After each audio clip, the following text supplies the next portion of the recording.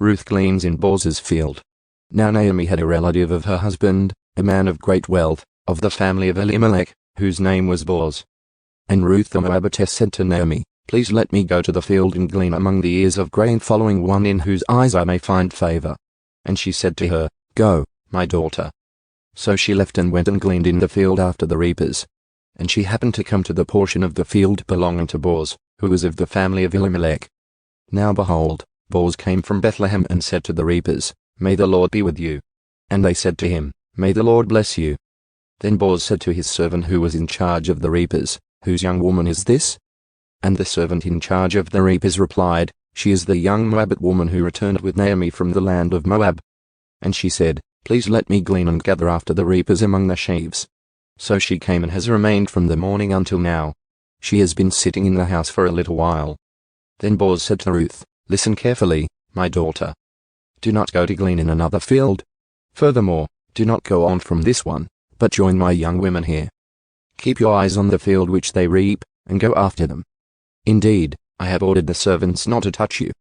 When you are thirsty, go to the water jars and drink from what the servants draw." Then she fell on her face, bowing to the ground, and said to him, "Why have I found favor in your sight that you should take notice of me, since I am a foreigner?" Boaz replied to her, "All that you have done for your mother-in-law after the death of your husband has been fully reported to me, and how you left your father and your mother in the land of your birth, and came to a people that you did not previously know. May the Lord reward your work, and may your wages be full from the Lord, the God of Israel, under whose wings you have come to take refuge." Then she said, "I have found favor in your sight, my lord, for you have comforted me and indeed have spoken kindly to your servant, though I am not like one of your female servants." And at mealtime Boaz said to her, "Come here, that you may eat of the bread and dip your piece of bread in the vinegar." So she sat beside the reapers. And he served her roasted grain, and she ate and was satisfied and had some left.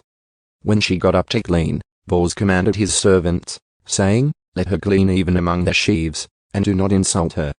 Also you are to purposely slip out for her some grain from the bundles, and leave it so that she may glean, and do not rebuke her." So she gleaned in the field until evening. Then she beat out what she had gleaned, and it was about an ephah of barley. And she picked it up and went into the city, and her mother-in-law saw what she had gleaned. She also took some out and gave Naomi what she had left after she was satisfied. Her mother-in-law then said to her, "Where did you glean today and where did you work? May he who took notice of you be blessed." So she told her mother-in-law with whom she had worked, and said, "The name of the man with whom I worked today is Boaz." Naomi said to her daughter-in-law, "May he be blessed of the Lord who has not withdrawn his kindness from the living and from the dead." Again Naomi said to her, "The man is our relative.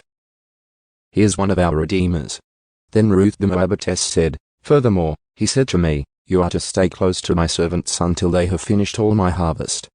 And Naomi said to her daughter-in-law Ruth, "It is good, my daughter, that you go out with his young women, so that others do not assault you in another field." So she stayed close by the young women of Boaz in order to glean until the end of the barley harvest and the wheat harvest. And she lived with her mother-in-law,